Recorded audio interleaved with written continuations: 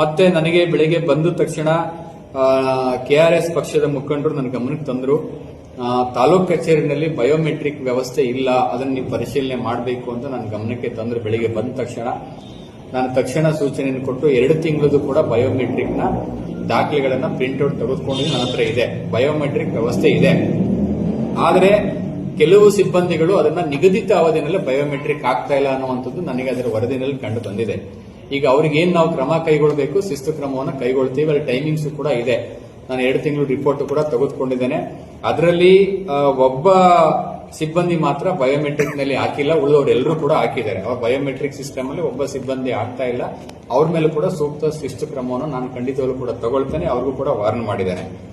ಮತ್ತೆ ಇನ್ನೊಂದು ಅವರು ಹೇಳಿದ್ದು, ಎಲ್ಲಾ ಗ್ರಾಮ ಆಡಳಿತಾಧಿಕಾರಿಗಳು ಕಡ್ಡಾಯವಾಗಿ ಕೇಂದ್ರ ಸ್ಥಾನದಲ್ಲಿ ಇರಬೇಕು ಅನ್ನುವಂಥದ್ದು.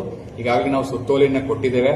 ಕಡ್ಡಾಯವಾಗಿ ಕೇಂದ್ರ ಸ್ಥಾನದಲ್ಲಿ ಇರಬೇಕು, ಸಾರ್ವಜನಿಕರಿಗೆ ಲಭ್ಯ ಇರಬೇಕು, ಸ್ಪಂದನ ಆಡಳಿತವನ್ನು ಕೊಡಬೇಕು ಅನ್ನುವಂಥ ಸೂಚನೆಯನ್ನು ಕೂಡ ಕೊಟ್ಟಿದ್ದೇವೆ.